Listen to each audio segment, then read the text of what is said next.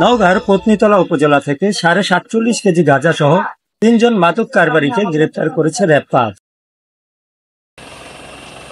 শুক্রবার 7 জুন দুপুরে র্যাবের পাঠানো এক প্রেস বিজ্ঞপ্তিতে এসব তথ্য জানানো হয়। আটককৃত প্রথম আসামি পত্নীতলা উপজেলার ঘোষণগড় গ্রামের মোহাম্মদ নবির উদ্দিনের ছেলে মোহাম্মদ নূর নবী, দ্বিতীয় আসামি পাঁচরা গ্রামের রামপদের ছেলে রজনীকান্ত এবং তৃতীয় আসামি চাঁপাইনবাবগঞ্জ জেলার নাচল উপজেলার দেউরপাড়া গ্রামের মোহাম্মদ ইসহাকের ছেলে মোহাম্মদ নবী।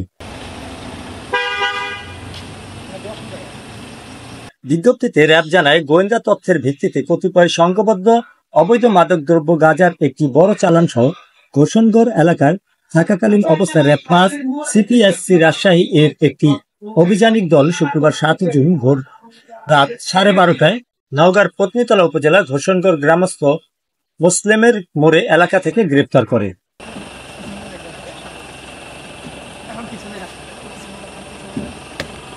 এই সময় 2টি বস্তায় সর্বমোট 47.5 কেজি গাঁজা এবং তাদের নিকট থেকে 3টি মোবাইল ফোন ও 3টি সিম কার্ড জব্দ করা হয়। এ বিষয়ে র্যাব আরও জানায়, ধৃত আসামিগণ সংঘবদ্ধ মাদক চক্রের সদস্য।